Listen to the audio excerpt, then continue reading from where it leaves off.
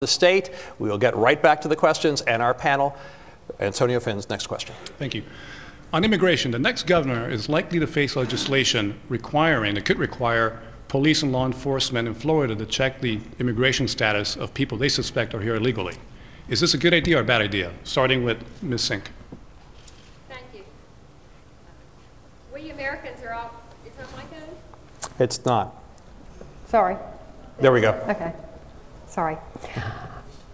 All of us are frustrated by the lack of action of the federal government in implementing a comprehensive immigration reform plan that will be consistent across all 50 states. So in response, as governor, this is the plan that I would offer that I believe is appropriate for Florida. We should increase the penalties and fines on businesses who knowingly hire illegal immigrants because they are taking jobs away from Floridians and from legal immigrants. And when it comes to law enforcement, I have the support and the endorsement of the two main organizations in this state, in addition to Democratic and Republican sheriffs and Democratic and Republican state attorneys. And I have spoken with them about the appropriate way to enforce our immigration laws. And we have to enforce the current immigration laws. But our law enforcement officers have been subject to tremendous budget cuts, and our sheriffs are already concerned about the future.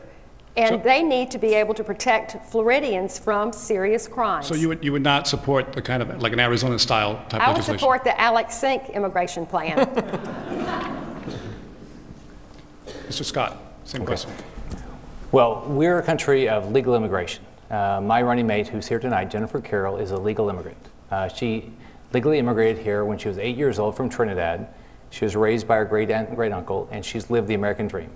After high school, she joined the U.S. Navy and started at the bottom and retired after 20 years as a lieutenant commander. So we have to come up with a way that people can come here legally and everyone knows what the rules are. So step one, the federal government needs to secure our borders. Step two, we need to come up with a work visa program that works for our employers. Our employers shouldn't be at an economic disadvantage to be able to hire workers, whatever industry you're in, whether it's ag or whether it's construction. So we need to do that. Third, in contrast to my opponent who wants to beat up on employers, we need to come up with a way that our employers know how to comply with the law. So we need to come up with something like E-Verify, where they know that they can comply with the law if they've gone through the steps. Finally, it's common sense. If you're in our country illegally and you're stopped by law enforcement, they ought to be able to be asked if they're legal or not, just like we get asked for our IDs. Now, my opponent wants to talk about all of her endorsements from law enforcement. I've been endorsed by sheriffs all across the state. One of the sheriffs is here tonight from Pasco County, Sheriff Bob White, to support me. Thank you very much, Bob. Adam Smith. Mr. Scott, for weeks we've been treated to endless negative ad after negative ad with you two attacking each other. So let's switch gears. Why don't you take a minute and tell us what you admire about your opponent? Sure. Sure. You know, I think, if you one thing that I admire about her is her commitment to her family. You can see it in the things you read about her and some of the interviews, that she's clearly committed to her children and to her husband and being a great family person, which I admire. Ms. Sink, same to you, and you can take more time if you'd like. Well, I admire that Rick has been married to his high school sweetheart for 38 years, and likewise, two obviously lovely and wonderful and very successful daughters. All right, now I'm going to make you say nice things about each other in a different way, or at least I hope, or maybe negative things. That was a little too easy to talk about each other's families. I'll start with you. You've been a tremendously successful businesswoman. He's been a tremendously successful businessman. Both of you, in many ways, especially when it comes to your approaches to creating jobs and tax cuts and spending cuts, there's a lot of similarities in your platforms, much more so than there were among the Senate candidates last night. So with all those similarities in background and in policies, do you think he'd make a bad governor? I think I agree with many of the newspapers who have endorsed me in the state. I've already gotten 10 newspaper endorsements. I don't believe Rick Scott has gotten a single one yet. And I agree with them that basically Rick Scott is unprepared to be the governor of our state of Florida. Despite the fact that he's had multiple successes in business? Well, I don't think that leading a large hospital corporation that was charged with the largest Medicare fraud fine in the history of this country would rate him as being a highly successful CEO when his board had to ask him to leave the company. I think that there is an issue of trust here and character and integrity. And let me just say, more importantly, that the thing that's even more worrisome, I believe, not only to me, but to the people of Florida, is that he hasn't made himself available to a single newspaper editorial board. And when you go into those ed boards, you can't talk in sound bites anymore. You have to sit there and talk in detail about your policies. And just about all we've heard, unfortunately, from Rick Scott up to now is just a bunch of sound bites. Mr. Scott, you can respond to that, but also I'd like you to also answer that question if you think that Ms. Sink would be a bad governor. Sure. Well, with regard to the editorial boards, what I've decided my campaign is I'm going right to voters. I've traveled the state for 6.5 months doing events every day and talking to voters, and that's how I'm going to spend my time. That's how I'm spending my time.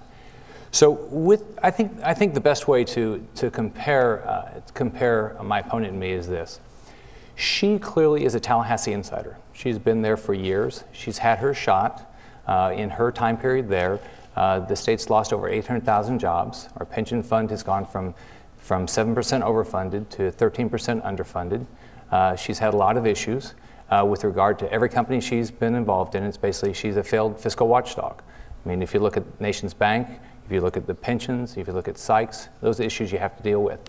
On top of that, she supports everything Obama supports. So if we believe that, the way I look at it is, if you believe Obama's plan is the right plan for the country, then you should vote for my opponent.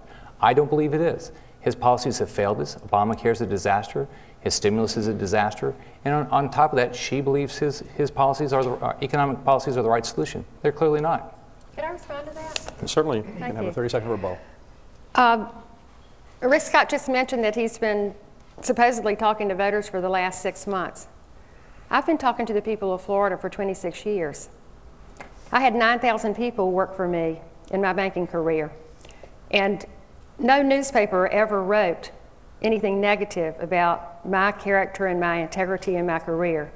But more importantly, I've been talking to the voters of Florida for 5 years. I've been a public servant, and I've handled my job very well, again, according to many newspaper endorsements who have lauded my service as the state's chief financial officer.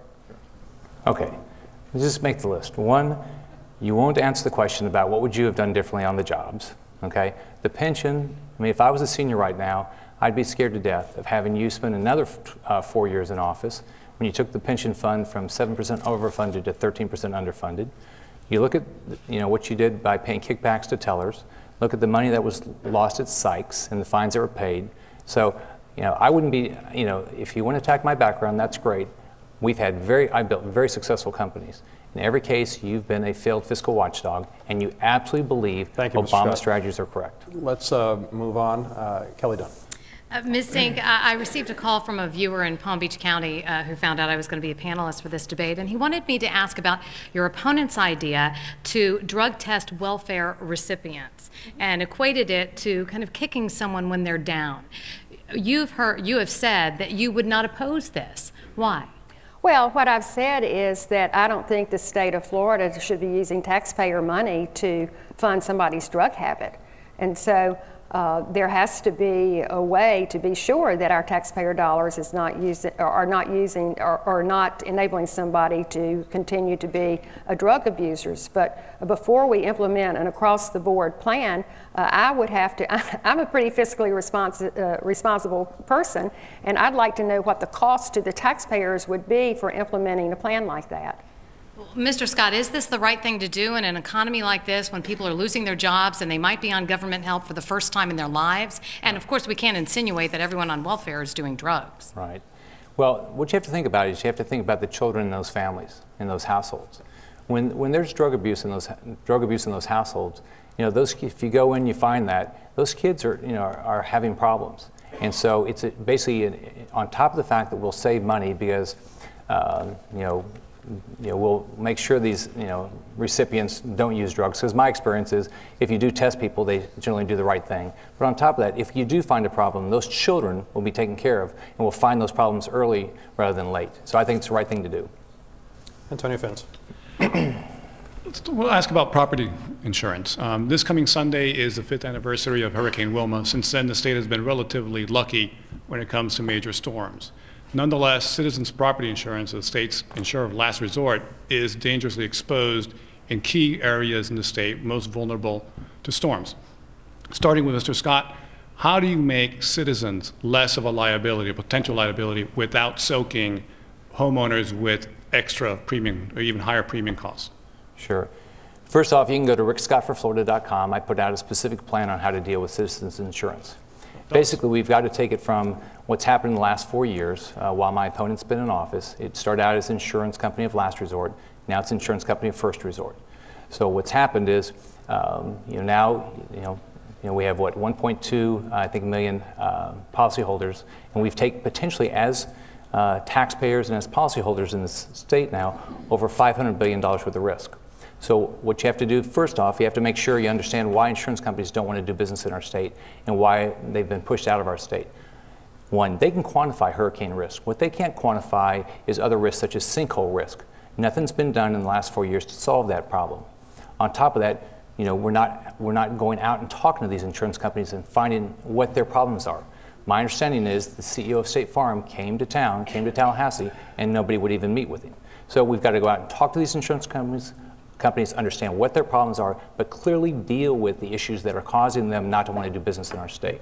Same question for you. Well, the CEO of State Farm did come to Tallahassee, and I was the only cabinet member who agreed to meet with him. And the reason I did was because they were threatening to pull out of our state entirely, and I implored him, and I worked with the State Farm agents and other insurance agents in the state to beg them not to leave our state. And unfortunately,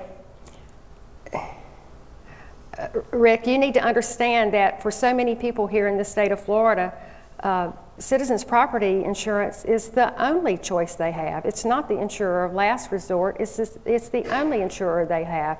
And so the only way for us to get ourselves out of such a heavy reliance upon Citizens Property Insurance Company is to be sure that we have the policies in place, as I will do as governor, to attract global capital to come back in our state and compete for our business. And I know I can do it.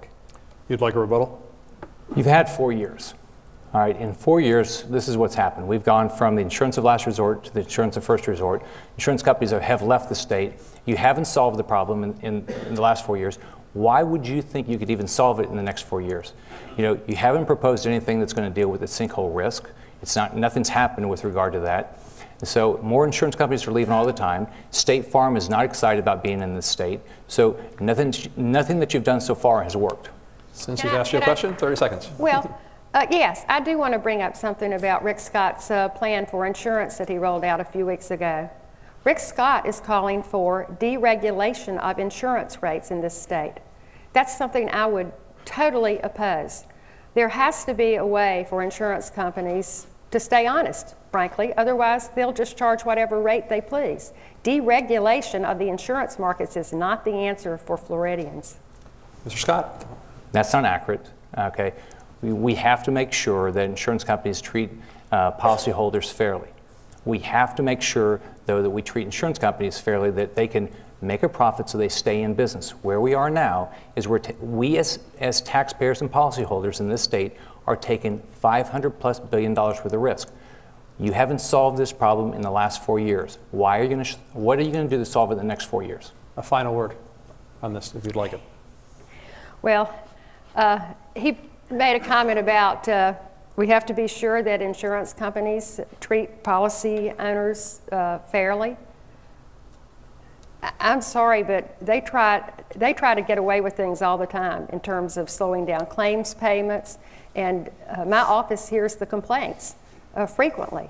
And Rick Scott has made a proposal that we just totally eliminate something called the bad faith laws in this state.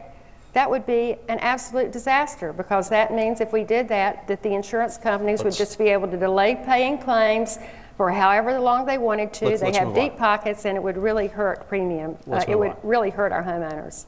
Switching gears. Mr. Scott, do you believe homosexuality is immoral?